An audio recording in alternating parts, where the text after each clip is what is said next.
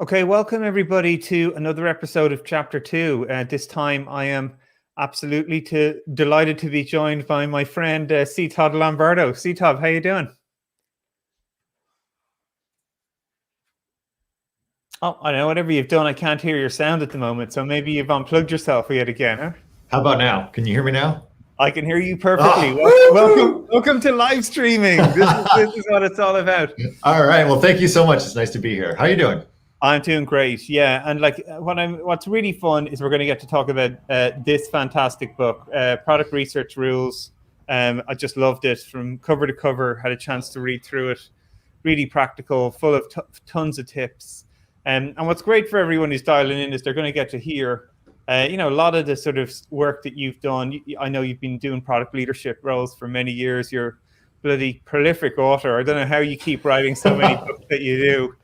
But I'm always benefiting from the insights, whether it's the Roadmaps Revisited book, which I think I recommend to people like at least once a week.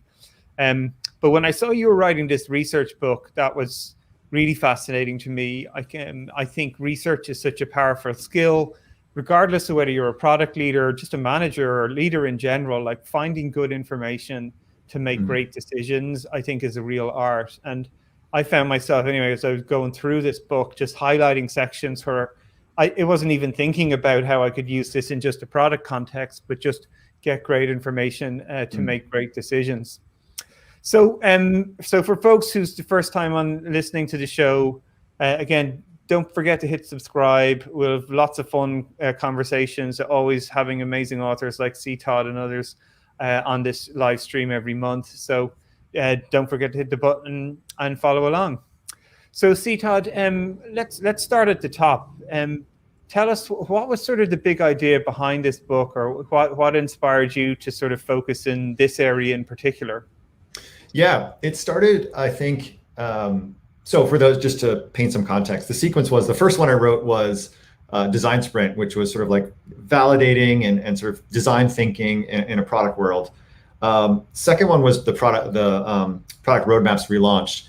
And after that, a lot of companies were asking us, and that was at Fresh Tilled Soil at the time, and we're sort of saying, okay, that's cool. And people were road mapping out these all sorts of strategies for their products. And sometimes I feel it seemed like, oh, there's a whole bunch of research that was missing. They were missing some of the front end. It's like, well, what information goes into that roadmap? And do you have the right information? Do you know what to do to actually get this information? And I think that's that plus we just saw lots of other, we still see this today, right? There's one thing, like even your book is like unlearn, like be okay to fail, and unlearn stuff that worked for you in the past. But there was this element of, okay, I think there's something missing in the conversation here about how do you, as a product manager, a product leader, understand beyond just the user research, beyond just the market research. And then there's this whole product analytics side. And how do you understand the three of those things coming together? And it's really a mashup of what is the qualitative research that might be the user research, the deep interviews. You talk to 5 to 10 people for an hour or two and you understand their world. But then how do you match that up with, well, I've got this, MySQL database with 1 million rows of data in it about how my customers behave in my product. How do I then match those two things together? And I don't think there was enough there about these things. And while we didn't get into like the technical, exactly how to match those things up, it's more about how do you think about these things as a product manager and a product leader? Because maybe you're not the one writing the MySQL, or you're not the one necessarily going out and asking all the questions, but you've got to figure out how to synthesize this. And so that I think was the real impetus of this. There was this like, product research is a little bit different because there's market research and user research, and then the sort of analytics themselves. But as a product manager, pulling those three things together, I think wanted to strengthen that and give some product managers some tools and approaches to think through on how to best make sense of this. Yeah, and it's so tough, right? Like that role of information coming in from so many different sources and different opinions. And actually, one of the big takeaways for me, again, which we'll talk about in a minute, was this ability to present the information. Like so much of the synthesis from all this information to insights, as you sort of, that was one of the sections I highlighted straight away, even that word, right? Information to insights. It's just such a important transition to then action. And I think so can you talk a little bit sort of about the synthesis, and then we can dive into the chapter you've selected, chapter 8, which is insights are best shared, which we can sort of follow on to. So share a little bit more about like just this, like you say, the synthesis of all these different pieces of information. Like what are some of your tips for folks who are trying to pull, like most people can't even get access to the data, never mind talk to customers, never mind, what are some of the tips in those spaces? Yeah, I mean, some of it is you really got to go back to the beginning and make sure that you have a clear research question that, it's like your North Star, like, hey, we have to understand, like, this is what we're trying to understand. And that could be really, really broad or really, really narrow. That depends on what it is. But if you don't have that clear sort of North Star from a research perspective, it doesn't matter what you might synthesize the wrong thing. Like, hey, are we going back to basically answering the question, the key question that we started this whole thing with? Is it, we have some symptoms like, oh, we're seeing a conversion rate problem, or we're seeing, some a CSAT score starting to decrease, or we're not seeing enough conversion in this or that. That may be some symptoms. What's the broader question you need to understand? And if you have that, then when you start to think about doing the synthesis, it can start to help. The synthesis sort of naturally follows, like, oh, okay, we need to understand this. We have these elements that are quantitative in nature. This is the data we have. This is the information we captured qualitatively. And then you have to start to just map it out. What makes sense? What questions did each of those things answer respectively? Because you can't treat quantitative data like qualitative data, and vice versa. You can't treat qualitative data like it's quantitative. So you do have to make sure you're synthesizing them appropriately. I've seen a number of people be like, well, you only talked to 5 people. It doesn't mean anything statistically. It's like, you're correct, but you shouldn't think it does mean anything statistically. You're going to get these deep level insights that you'll never get from even a bazillion row MySQL database. So part of it is that making sure you're always coming back to saying, does this answer that initial question? Or did we actually learn something new? And being open-minded enough to realize that, one, you could have been wrong about some of your hypotheses and assumptions, unlearn. We've heard that before here. And which I almost picked chapter 1, which was, how to be prepare to be wrong. But I figured that was almost too aligned with what you talked about. Yeah, nice. But anyways, so yeah, once you understand that and understand the different questions, the data that you have, does it line up to what your key question was? That can help you synthesize and pull things all together. Then from there, it's a matter of like, all right, how do I share this and who do I share it with? Yeah, who needs to see that? Yeah, and this is why I think this chapter was just sort of really interesting to me, right? Because so much of this idea of you getting the information together, turning it into insights to drive action, I think is this sort of narrative that's all the way through the book. And you tell this great story about constant contact when you were working there, like sort of, most people are probably familiar with this email service provider, and, this beautifully crafted 55-page, high fidelity, beautiful report that nobody read. So tell us a little bit about, some of those potholes people can fall into and traps to avoid. Yeah. It sort of a learn from my mistake, right? Don't do this. It was one of the first design sprints I ran at Constant Contact. I was hired to help to join what was going to be an innovation team to help a mix of sort of spinning up new product areas, but also helping the rest of the product teams, embed a little bit more design thinking and basically how to think a little bit more from an innovation perspective. And we went off to this design sprint, and then we spent the next week doing a whole bunch of market research based on what we learned in the design sprint. And then we put it all together in this, I think, as you said, a 53 or 55-page report. And we, formatted beautifully, like just high fidelity prototypes, all sorts of stuff in there. And I think maybe 2 or 3 people read it, if that. And beyond the small core team of 4 that actually put it together. And while there was some good news in that, we ended up killing a project because that just was kind of floundering and really ultimately shouldn't have been awesome.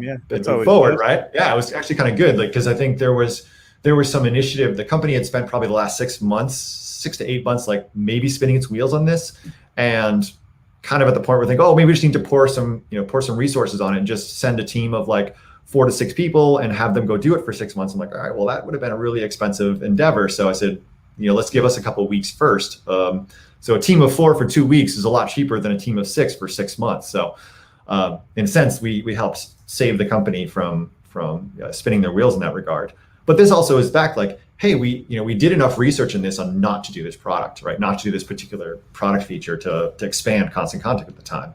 And they could shift those resources elsewhere in the company for something that may have had a higher value.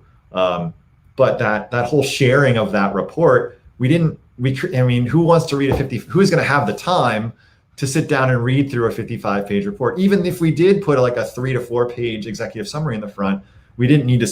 And ultimately, like, with the next few months, I think we kind of iterated to saying, all right, yeah, put a 2-pager executive summary and then put all your other stuff as an appendix. Don't bother with this 55-page, beautifully crafted narrative. Well, but this is one of the things, even just I'm looking at the book here now, right? Forget the long report, get buy-in. Like, just again, you always come up with these like very simple, succinct statements. I have to say it. But I love this framework you talked about, right? Define the why of your research, state the conclusions, outline the hypotheses, what were the observations, and suggest solutions, right? Like, that is scientific method in practice. And it's bite-sized and it's digestible, and it brings people along on your journey. And because I think there is a lot about narrative explaining research, like what was the question? What options did we look at? What did we explore? What did we learn? I think that's what brings buy-in, because it's more whys, right? People can sit through that, and I think is something interesting there. Like, how did you sort of land on that, and then continue to sort of do that to people, right? Like, it's a great way of, again, bringing people along. Yeah, I think one of the things I learned is that in a lot of narratives, story narratives, if you study story structure, those are the resolution, right? You have an intro, an exposition, ultimately a climax, and then a sort of resolution or conclusion at the end. And a lot of classic story structures, the conclusion goes at the end. Even in a lot of scientific method, it's like conclusion is the second to last part, and then it's results and discussion, right? It's like results, discussion, conclusions are kind of like your end. Whereas your beginning might be your abstract and hypothesis and introduction. But it was like, I think what I learned in business world, you actually need to get the conclusions up front, right? So it's like, once you stated the why, get straight to the conclusions. And part of stating the why is also framing where you're going. Framing, because what you don't want to do is go through, lay all your arguments, and then at the end, you make your conclusion, but yet your audience has actually come to a very different conclusion than you did. And that's a challenge, right? Because now you've got a very misaligned set of people, because they're not on the conclusion that you were initially thinking of. It's like, wait, they came to a very different conclusion with the same results. So sequence matters in that regard, right? And if you can say, look, we're going to prove you this, and here's why, right? This is why we did this. This is where we're going. Let me show you how we got there, right? And that's kind of, that approach can also be a narrative, but it doesn't save the conclusions at the end. And that was probably one of the biggest things that I learned over the years, is like, don't do that, but put that up front, and that can help you with the audience. I think that's just a great way to deliver information anyway, right? Like, you say one of the things you talk a lot about is being time efficient, sharing the information.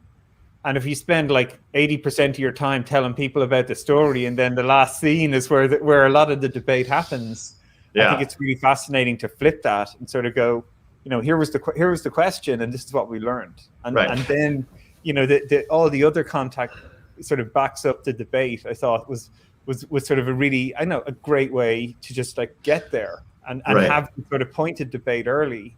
Right, because this is not a Netflix show. You're not like trying to save the conclusion or the surprise ending at the end, right? You don't want your product team strategy meeting to be about to be a Netflix show itself, right? Maybe you work at Netflix, different story, but you want it to. That's where putting that the conclusion up front is helpful, but you can still do it in a very story-driven fashion. Absolutely.